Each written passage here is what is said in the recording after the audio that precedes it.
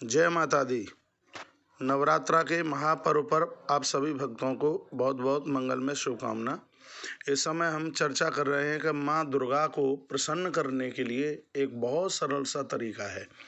वह है नवरात्रा के समय पर यज्ञ किया जाए। यज्ञ शब्द संस्कृत की यज धातु से बना हुआ है, जिसका अर्थ होता है देव पूजन, परमार्थ परायण कार्य को यज्ञ की संज्ञा दी गई। यह सिर्फ स्वयं के ही लिए नहीं बल्कि संपूर्ण विश्व कल्याण के लिए किया जाता है। माता भगवती जगदम्बा यज्ञ से बहुत प्रसन्न होती है। यज्ञ का प्रचलन प्राचीन काल से चलता हुआ आ रहा है।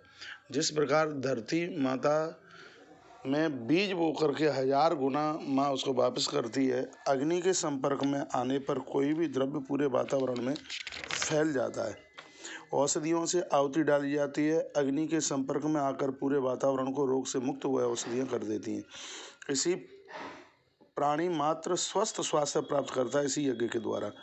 यज्ञ सिर्फ मनुष्य का ही नहीं बल्कि संपूर्ण जीव का कल्याण करता है, क्योंकि जहाँ यज्ञ होता है वहाँ महामारी नहीं फैलती। यज्ञ की महिमा अनंत है, अति प्रशंसनीय है। इससे आयु, आरोग्यता, वंश वृद्धि, धन धान्य, विद्या, यश, पराक्रम, लौकिक एवं पारलौकिक वस्तुओं की प्राप्ति होती है। इसलिए मैं नवरात्रा के इस पावन समय पर सभी भक्तों को निवेदन करना चाहूँगा कि आप रोज यज्ञ ना कर पाएँ तो कम से कम इस 9 दिन के बीच में आप आज प्रतिपदा को यज्ञ कर लीजिएगा, चतुर्थी को यज्ञ कर लीजिएगा, अष्टमी और नवमी को यज्ञ कर लीजिएगा। यह यज्ञ आने वाले समय में आपके घर की वंश वृद्धि को नहीं रोकने देगी। जन्म से लेकर के मृत्यु तक ऐसा कोई धार्मिक अनुष्ठान नहीं होता जिसमें यज्ञ न किया जाए। जहाँ हमारे ग्रंथों में 16 संस्कारों की बात भी की गई है, उसमें एक भी संस्कार ऐसा नहीं है जो यज्ञ के बिना पूरा होता हो। यज्ञ से पर्यावरण की शुद्धि तो होती है, लेकिन ये वायुमंडल को भी बहुत ज़्यादा शुद्ध करता है, प्रदूषण को समाप्त करता है। नवरात्रा में घर घर में यज्ञ हो। यज्ञ से कभी संक्रामक रोग नहीं फैलते। संक्रामक का मतलब है जो रोग छूने से पैदा होते हैं, जैसे टीबी, श्वास, कोरोना इत्यादि की यह बीमारियां इस यज्ञ के द्वारा नहीं फैलती हैं। यजुर्वेद में लिखा है कि जिसने यज्ञ का त्याज्य कर दिया, समझ लीजिएगा कि उसने परमात्मा का भी त्याज्य कर दिया। यज्ञ के द्वारा साधारण मनुष्य भी देव योनि को प्राप्त हो जाता है। यज्ञ मनुष्य के लिए एक बहुत बड़ी सामर्थ्यमान शक्ति है। यज्ञ को ग्रंथों में, यजुर्वेद में यज्ञ को स्वर्ग की सीढ़ी माना गया है। शास्त्रों में गायत्री को माता और यज्ञ को पिता कहा गया है। ना तो माता के बिना कल्याण है, ना पिता के बिना कल्याण है।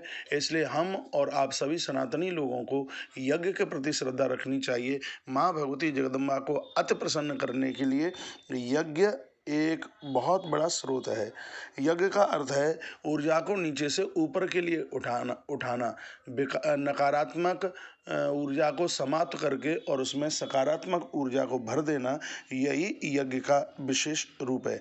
यज्ञ यदि कोई गृहस्थ व्यक्ति भी है तो भी यह यज्ञ उसको ब्रह्मचारी बना देता है।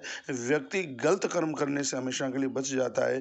यज्ञ प्रकृति के लिए वरदान और भगवान का दिव्य स्वरूप है। इसलिए हमारे शास्त्रों में कहा गया है कि यज्ञ वही विष्णु, यज्ञ साक्षात ईश्वर का रूप है। यज्ञ एक तरह की पूजा है। परमात्मा को भोजन कराने के लिए, देवताओं को तृप्त करने के लिए यज्ञ एक बहुत बड़ा माध्यम है।